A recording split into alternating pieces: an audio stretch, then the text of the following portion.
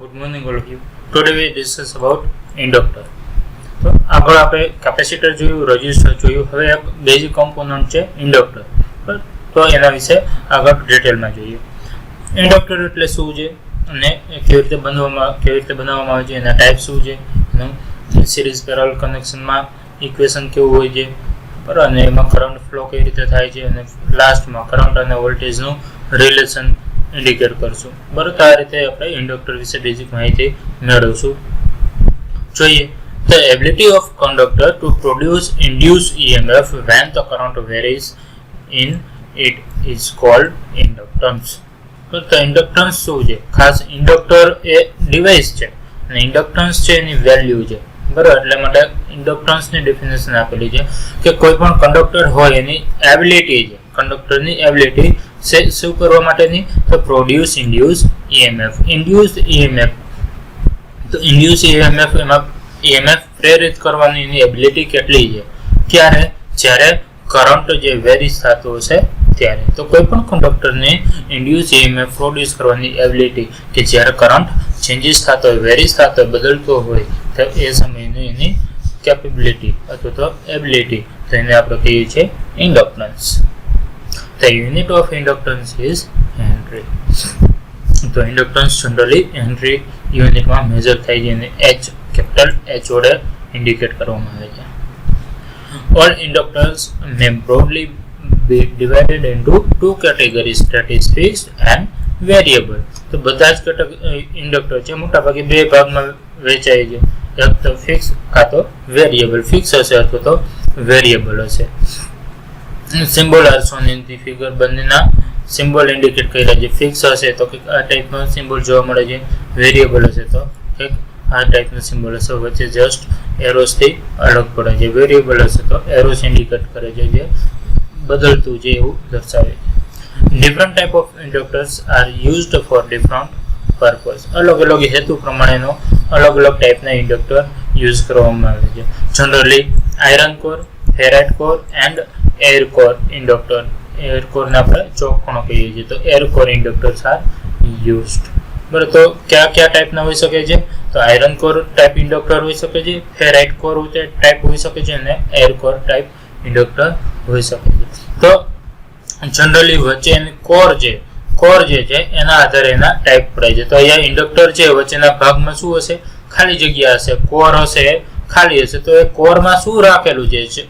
Iron રાખ્યું છે, ferrite material રાખેલું છે, અથવા તો કંઈ જ નહીં, મતલબ કે એર રાખવામાં આવી છે. તો એના આધારે એના ટાઈપ અલગ અલગ પડી શકે છે. જોઈએ પહેલા તો iron core becomes hot due to eddy current and hysteresis loss. તો આયરન કોરની એક ખામી જે લિમિટ છે, શું ખામી છે કે જ્યારે હોટ થાય છે ત્યારે એમાં એડી કરંટ જનરેટ થાય છે અને હિસ્ટેરિસિસ લોસ જોવા મળે છે. પરંતુ એના કારણે ઇન્ડક્ટર જે પ્રોપરલી વર્ક કરી શકતું નથી. તો આયરન કોરની એક મોટી લિમિટેશન કહી શકીએ. તો એ લોસ મિનિમાઇઝ કરવા માટે, to minimize the losses, the iron core is made up of laminated sheet insulated from each other. તો એ હિસ્ટેરિસિસ લોસ જે થાય છે, એડી કરંટ થાય છે, એ લોસીસ ઓછો કરવા માટે એમાં શું કરવામાં આવે છે? તો કોર જે છે એને લેમિનેટેડ શીટમાં કન્વર્ટ કરવામાં આવે છે. એટલે કે જે લોખંડ છે, આયરન ઉપર લેમિનેશન કરી દેવામાં આવે છે. તો એ આગળ જોશું આપણે તે ટાઈપનું. તો વાર્નિશ ટાઈપ લેમિનેશન એમાં જોવા મળે છે. તો laminated iron core are of two type. Laminated core પણ બે ટાઈપની હોઈ શકે છે. કયા બે ટાઈપની? તો પહેલું cell type construction form with group of laminated section. તો સેલ ટાઈપ ખાલી જગ્યા જેવું હોય છે અને અલગ અલગ લેમિનેટેડ શીટના ગ્રુપ હોય છે. Section each is insulated by a thin coating of iron oxide and varnish. અને એ બધા જ એકબીજાથી અલગ હોય છે. શેનાથી? Thin coating of iron oxide. એક પાતળું પડ ચડાવવામાં આવે છે આયરન ઓક્સાઇડનું અને વાર્નિશનું. તો એનાથી એક કોરના અલગ અલગ ભાગ હશે, બધા જ બધા જ સેક્શનને અલગ કરવામાં આવે છે. કોઈ દિવસ તમે બેટરી કે કોઈ વસ્તુ તમે જોશો જેમાં ઇન્ડક્ટર હશે અથવા તો ટ્રાન્સફોર્મર હશે, તો ટ્રાન્સફોર્મરમાં અંદરના ભાગમાં નાની સાઈઝનું ટ્રાન્સફોર્મર ટ્રાન્સફોર્મર લેશો તો એમાં અંદરની સાઈઝમાં આ રીતે જે કોર હોય છે, કોરની અંદર આ રીતે એમાં રાખેલું હોય છે, આયરન કોર ટાઈપ હોય, તો એમાં આયરન ઓક્સાઇડ અને વાર્નિશનું કવર ચડાવેલા કોડ જોવા મળશે. બરાબર, તો એ તમે જોઈ શકો છો. તો કોઈને કોઈ જગ્યાએ યુઝ થશે તો આપણે લેબોરેટરીમાં પણ જોશું જ્યારે સમય મળશે ત્યારે. સેકન્ડ ટાઈપ છે E and I shape lamination. તો બીજા ટાઈપનું કેવું લેમિનેશન હોય છે? E શેપમાં હતો તો I શેપમાં. તો જનરલી કોઈ ટ્રાન્સફોર્મર આપણે યુઝ કરીએ છીએ નાની સાઈઝના, બરાબર, તો એમાં E શેપ હોય છે અથવા તો I શેપના ટ્રાન્સફોર્મર યુઝ કરતા હોય છે. તો ferrites are synthetic ceramic material which are ferromagnetic. Ferrite material કેવું હશે? ફેરોમેગ્નેટિક મટીરિયલ હશે, બરાબર, અને સિન્થેટિક સિરામિક મટીરિયલ છે, સિરામિક મટીરિયલમાંથી બનાવેલું છે. This are insulators but provide high value of flux density. તો ફેરાઇટ મટીરિયલ છે ઇન્સ્યુલેટર છે, પણ એ હાઈ વેલ્યુનો ફ્લક્સ ડેન્સિટી પ્રોવાઇડ કરે છે, જેથી એ પ્રોપરલી કરંટ પાસ થઈ શકે છે. thus the ferrite core can be used for high frequency. તો એના કારણે ફેરાઇટ કોર છે એ હાઈ ફ્રીક્વન્સી ઉપર પણ વર્ક કરે છે. Then after second air type core આપણે વાત કરી હતી, એર કોર. પર તો air has practically no losses from eddy current or hysteresis. એરમાં એડી કરંટ કે હિસ્ટેસિસ લોસ થતો નથી. But the air coil have low value of inductance. એની જે ઇન્ડક્ટન્સની વેલ્યુ છે કેવી છે? લો વેલ્યુ છે, માઇક્રો હેનરીથી મિલી હેનરીની રેન્જમાં છે. એટલા માટે જે જગ્યાએ લો વેલ્યુનો ઇન્ડક્ટર યુઝ કરવાની જરૂર પડે ત્યારે આપણે એર કોર ઇન્ડક્ટર યુઝ કરી શકીએ છીએ. બટ જો હાઈ વેલ્યુનો ઇન્ડક્ટર યુઝ કરવો હોય તો એના માટે એર કોર ઇન્ડક્ટર યુઝ કરી શકીએ નહીં. નેક્સ્ટ જોઈએ તો ફિલ્ટર ચોક. તો the filter choke has many tons of wire wound on iron core. Filter ચોકમાં કેવું હોય છે? તો આયરન કોર હોય છે, એના ઉપર ઘણા બધા ટન્સ લગાડી દેવામાં આવે છે અને એ રીતે એની કોર બનાવવામાં આવે છે, ઇન્ડક્ટર બનાવવામાં આવે છે. તો core is made of laminated sheet two avoid power losses. Core છે એ લેમિનેટેડ શીટનો બનેલો હશે, તેનાથી પાવર લોસ જે થાય છે એને ઓછો કરી શકીએ. Such filter choke are use in the smoothing the pulsating current produced by rectifying AC into DC. Most of the power supplies are filter choke of 5 to 2000. તો ફિલ્ટર ચોકનો જનરલી વધારે use થાય છે. એનું કામ શું છે?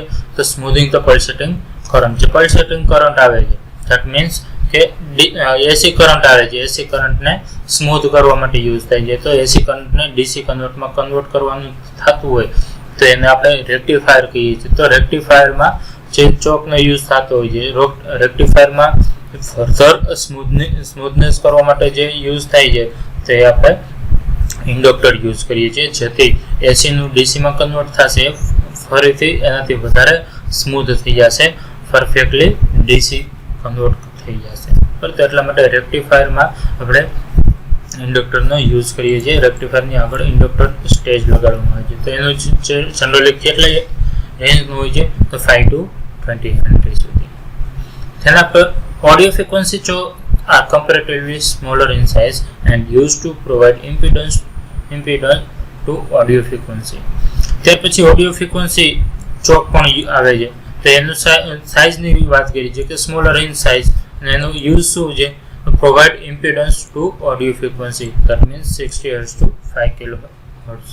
બરાબર, તો ઓડિયો ફ્રીક્વન્સી જ્યારે પાસ કરવાની આવશે ત્યારે એમાં ઇમ્પિડન્સ મેચિંગ કરવા માટે ઓડિયો ફ્રીક્વન્સી ચોકનો યુઝ થાય છે. જનરલી સાઇઝ પણ નાની હોય છે. આપણે મોબાઈલ હતો તો બીજા ડિવાઇસ છે, જે કમ્પ્યુટર વગેરે એન્ટેના છે, બરાબર, એ બધી જગ્યાએ યુઝ કરવામાં આવે છે. જ્યાં ઓડિયો ફ્રીક્વન્સી ચેન્જીસ આવતો હોય, મોકલવાની હોય તો રિસીવ કરવાની, તો એવી જગ્યાએ યુઝ થતો હોય છે. તેના આપણે રેડિયો ફ્રીક્વન્સી ચોક. તો radio frequency choke are still smaller in size. તો ઓડિયો રેન્જથી રેડિયો ફ્રીક્વન્સી રેન્જ ચોક હશે એનાથી પણ નાની સાઇઝ હશે, એન્ડ હેવ લોઅર ઇન્ડક્ટન્સ. જેમ સાઇઝ નાની થશે એમ ઇન્ડક્ટન્સની વેલ્યુ પણ નાની થતી જશે. તો have smaller size and lower inductance. These are use to block the radio frequency. તો રેડિયો ફ્રીક્વન્સીનું કામ છે રેડિયો ફ્રીક્વન્સીને બ્લોક કરવાનું. જોઈએ આગળ. Variable inductor are use in turning the circuit for radio frequency. તો કોઈ જગ્યાએ વેરિયેબલ ઇન્ડક્ટર પણ યુઝ થાય છે, તો એનું કામ છે turning circuit for radio frequency. Generally અહીંયા મે બી પ્રિન્ટ મિસ્ટેક હોઈ શકે છે, ટ્યુનિંગ આવી, બરાબર. તો ટ્યુનિંગ ધી સર્કિટ, બરાબર. તો વેરિયેબલ ઇન્ડક્ટરનું કામ છે tuning the circuit for radio frequency. તો રેડિયો ફ્રીક્વન્સીને પ્રોપરલી ટ્યુનિંગ કરવા માટે વેરિયેબલ ઇન્ડક્ટરનો યુઝ થાય છે. A transformer of suitable turn ratio is often used in electronic circuit for impedance matching. તો ટ્રાન્સફોર્મર આપણે યુઝ કરીએ છીએ, આપણે ઘણી બધી વાર આગળ પણ વાત કરીશું, બરાબર. તો ટ્રાન્સફોર્મરનો યુઝ આપણે ઇલેક્ટ્રોનિક સર્કિટમાં ઇમ્પિડન્સ મેચિંગ કરવા માટે યુઝ કરીએ છીએ.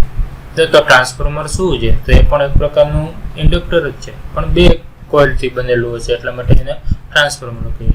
તો transformer is suitable turn ratio is often used in electronic circuit for impedance matching. જ્યારે ઇમ્પિડન્સ મેચિંગ કરવાની જરૂર પડે ત્યારે આપણે ટ્રાન્સફોર્મરનો યુઝ કરીએ છીએ. બીજો પણ યુઝ છે, પણ ઇમ્પિડન્સ મેચિંગ કરવા માટે પણ યુઝ કરીએ છીએ. તો transformer is basically consist of two inductors having the same core. Transformer કેવી રીતે બનેલું હશે? તો બે ઇન્ડક્ટરનું બનેલું હશે અને એની કોર કેવી હશે? સેમ કોર, એક સરખી કોર એક જ હશે પણ કોઇલ બે હશે. A practical application of variable inductor is the variac. Variable inductor જો બનાવવો હશે તો એને આપણે કહીએ છીએ વેરિયાક. વેરિયાકથી આપણે ઓળખીએ છીએ, જેનાથી તમે જે ઇન્ડક્ટરની વેલ્યુ છે, ઇન્ડક્ટરની વેલ્યુ ચેન્જ કરાવી શકીએ છીએ અને એની ઇન્ડક્ટન્સ બદલશે according to variac. Which is auto transformer of variable tap for the primary. તો એ એક પ્રકારનું ઓટો ટ્રાન્સફોર્મર કહીએ છીએ. તો એના જે પોઇન્ટર હશે, પોઇન્ટર પ્રમાણે તમે એની વેલ્યુ ચેન્જ કરી, વેરિયેબલ ચેન્જ કરી અને પ્રાઇમરી ટર્ન રેશિયો ચેન્જ કરી શકો છો. અને એ ચેન્જ થશે તો એને અકોર્ડિંગલી આઉટપુટ વોલ્ટેજમાં બદલશે અને આઉટપુટ ઇન્ડક્ટન્સમાં પણ ચેન્જીસ આવે છે.